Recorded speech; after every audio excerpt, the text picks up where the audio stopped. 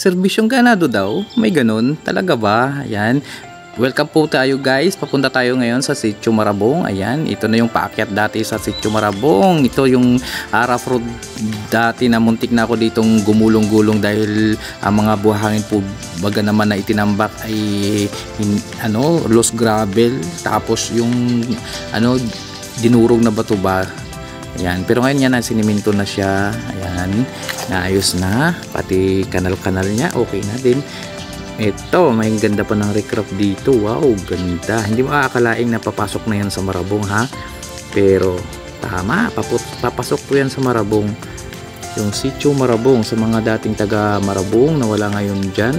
Ito na po sa ang inyong entrance ng papasok dyan sa inyo. Yan, medyo under construction pa, medyo shaky yung aking video dahil hindi ko napindot yung kanyang stabilizer. Hindi na rin kinaya ng CapCut. Okay, eto siya. Dito sa Marabong nga pala guys, makikita natin yung yan, maluluang yung lupain dito, maisan po ang dyan, hinarbes. Maganda rin po yung kanilang mga forest. At ito yung kanilang natatagong sikreto, magandang lugar dito.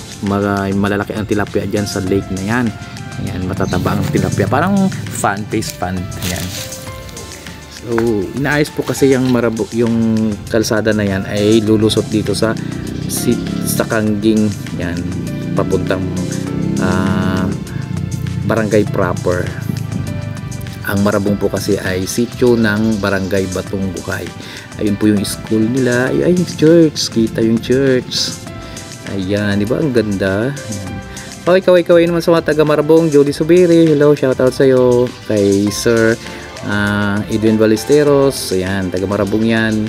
Ay, Auntie Stella Dikang, yan, shoutout sa iyo dyan. Nandiyan ka pala sa Marabong, ha. Sana bigyan mo akong sintores. Joke lang. Ayan, ang ganda ng aerial view ng Marabong. So, hindi gaanong brown yung Marabong kasi may mga bundok siya, may puno, hindi katulad sa amin. Talagang tag-iisa lang yung puno dahil patag na patag. Ito, dami pang mga lilies yung, at saka may tubig pa yung kanilang lake.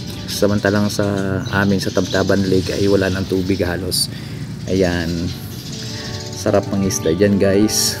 Iwan ko lang kung libre mang isda dyan kasi ang alam ko nilalagyan nila yan ng fingerlings ng mga tilapia. So dapat sila lang ang kumuha. Ayan siya. Ganda. Daming mga lapad ng lupain ko. Nakashinta ko dyan. Yan. Kikita nyo. Charots. Lupain ka dyan. Kalanan lang ang lupain mo. Ay. Oo, diba? Kanino kayang lupain to? Lapad. Babahagi naman kahit isa hektarya lang. Yan naman. Kunti lang yung bahay dito guys. So sityo nga siya. Tapos mga bulubundukin. Kaya kunti lang yung bahay. Pero nai-improve naman na siya. Kasi mayroon na siyang elementary sub school. Dati yung mga ka-eskwela ko dyan sa Marabong ay pumupunta pa sila sa proper. Pagdating nila sa proper, putik-putik na yung mga paa. Lalo na pagtagulan. Yan. Tudong hirap din nung araw. Pero ngayon hindi na. So wala nang dahilan para hindi makapag-aral yung mga Junatis ni Jan, mga taga-Marabong. Sa mga Riles family dyan, Biliwaneva family, Balistoros family, Sobel family, Kawili family, sila Mabunga family, ayan sila update na dyan na sa Marabong, Bikang family, kataw sa inyo dyan, Kamya, sa Pagkito na ba? Yan, sa lahat ng mga taga-Marabong na dating taga-Batong Buhay din, yan.